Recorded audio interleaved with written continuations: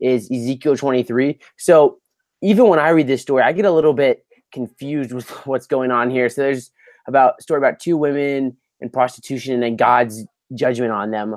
I mean, I could read the passage if you want, but I don't know if you want to just kind of talk about what's going on here. Yeah, I think I can summarize it for us real well.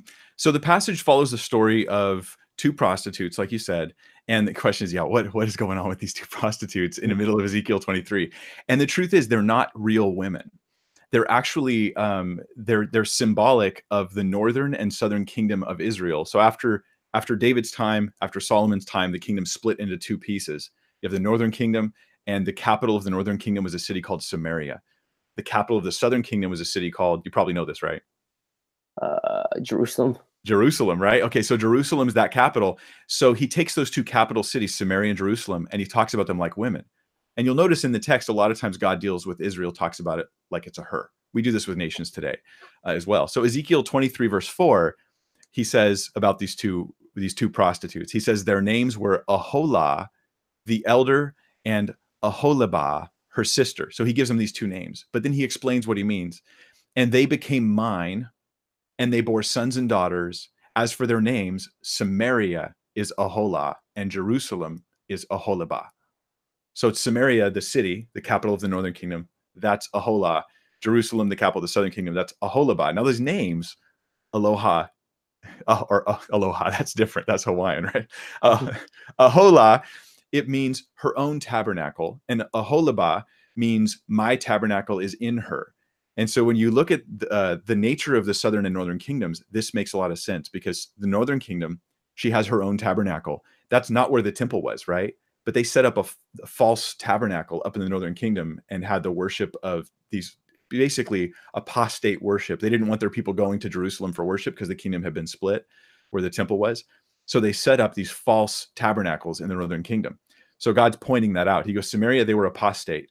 They started basically false religion in God's name. And then Aholibah, my temple, my tabernacle's in her. That's a statement. Hey, Jerusalem, that's where God's actual temple is.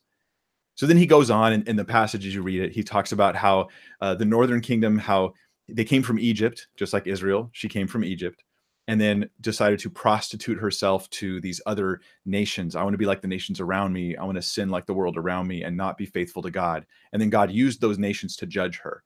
And the terminology is really graphic, right? It's very graphic, and it's intended to be. It should shock us because God wants us to be as shocked about sin as he is, I think is the point.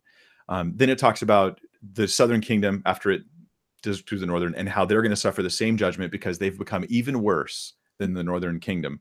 And that's the whole context of Ezekiel. Ezekiel is like this exilic prophet when the Babylonians are going to come in and destroy the southern kingdom. So the language is graphic. It's meant to be so because it's showing us how detestable and how wrong this stuff was. So he takes it and he turns it into adultery and describes the adulterous behavior of people who reject God and embrace other things. So sometimes the job of the prophets was to help people become aware of their sin.